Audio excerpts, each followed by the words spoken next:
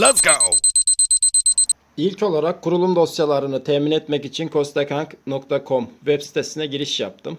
Buradan sürücü modelimi seçeceğim. Devices'a gelip Raspberry Pi 4'e kurulum yapacağım için Raspberry Pi 4'ü seçiyorum. Aşağı doğru geldiğimde Android TV 16 sürümünü, en son sürümünü indirmek için giriş yapıyorum. Reklamı kapattıktan sonra. İndirmemiz gereken öncelikli dosya imaj dosyamız. Bu ilk olanı indiriyorum. Birinci ihtiyacımız olan dosya imajımız. İmajımızı şuraya indirelim. İmajımız inmeye başladı.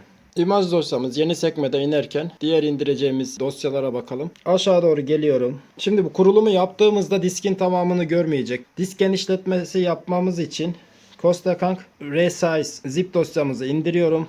İkinci indireceğimiz dosya bu. Tekrardan aşağı doğru inelim. Üçüncü olarak indireceğimiz lisans dosyamız Widline L3 lisansı. Burada nasıl kurulacağını tekrar anlatmış. Dosyaya tıklıyorum. Yeni sekmede açıp lisans dosyamı da indiriyorum.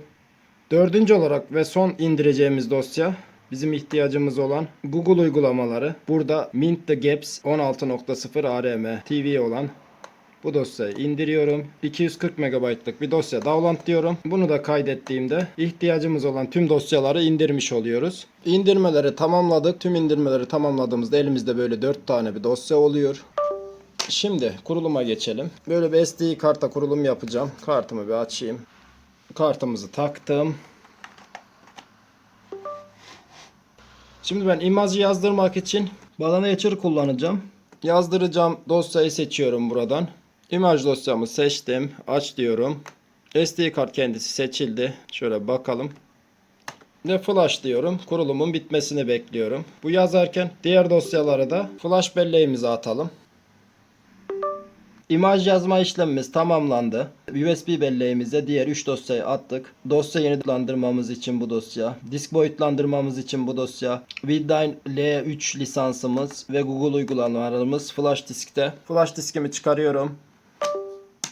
SD kartımı çıkarıyorum. Şimdi kuruluma geçelim. SD kartımızı Pi'ye taktık. Pi'ye güç verdik ve Android'imiz başladı. Bu ekran gelene kadar biraz bekletiyor. Orada biraz sabırlı olmalısınız. Yaklaşık 1-1,5 dakika bekletiyor. Şimdi start diyorum. Lisansı kabul ediyorum. Dil seçimini de yaptıktan sonra veri göndermeyeceğim. Geliştirmeye yardımcı olmayacağım. Sonraki diyorum ve başla diyorum. Ve bizi boş bir Android ekranı karşılıyor.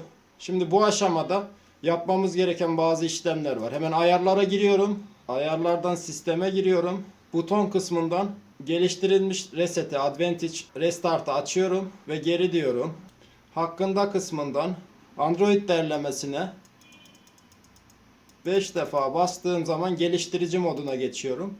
Geliştirici moduna geçtikten sonra geri geliyorum. Tekrardan sistemden geliştirici seçeneklerine gelip buradan root yetkisini aktif ediyorum. Tamam, ayarlarımızı yaptık. Şimdi USB belleğe attığımız dosyaları yüklemeye geçelim. Hemen USB belleğimi Pi'me takıp yeniden başlatacağım. Tüm bu ayarları yaptıktan sonra sistemi kurtarma modunda yeniden başlatacağım. Sisteme giriyorum. Güç ve enerjiden yeniden başlat diyorum ve recovery'yi seçiyorum buradan. Ve kurtarma modunda başladı sistemimiz. Buradan install diyorum. Select Torque. USB belleğimi seçiyorum. OK diyorum. Burada gördüğünüz üzere 3 tane dosyamız var. İsterseniz bunların sırayla kurulumunu yapalım. İlk olarak disk genişletmeyi yapalım. Üzerine bir kez tıklayıp Swipe the Config Flash diyorum. Birinci işlemimiz tamamlandı. Ve Reboot diyorum ve tekrar başlatıyorum. Kurtarma modunu seçiyorum tekrardan.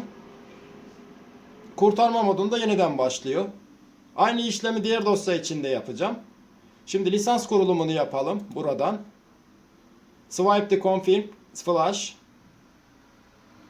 Lisans işlemimiz de tamam. Ve tekrar Reboot diyorum. Kurtarma modunu seçiyorum tekrardan. Ve install deyip son olarak Google uygulamalarını yükleyeceğim. Mint the Gaps son dosyayı seçtiğimde de aynı işlemi tekrarlıyorum ve kurulumun bitmesini bekliyorum. Bu biraz uzun sürüyor. Çünkü büyük bir dosya. Evet, tamamlandı. Mint to Gaps'i de yükledikten sonra tekrar reboot diyorum ve bu sefer sistem olarak başlatıyorum.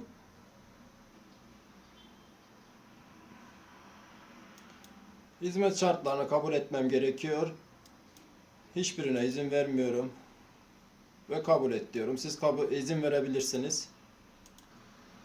Evet, şu anda temiz Android kurulumuz tamamlandı. Şunu bir internete bağlayalım öncelikle. Başarıyla bağlandı. Şimdi uygulamalardan gelip ihtiyacımız olan uygulamaları yükleyelim. Oturum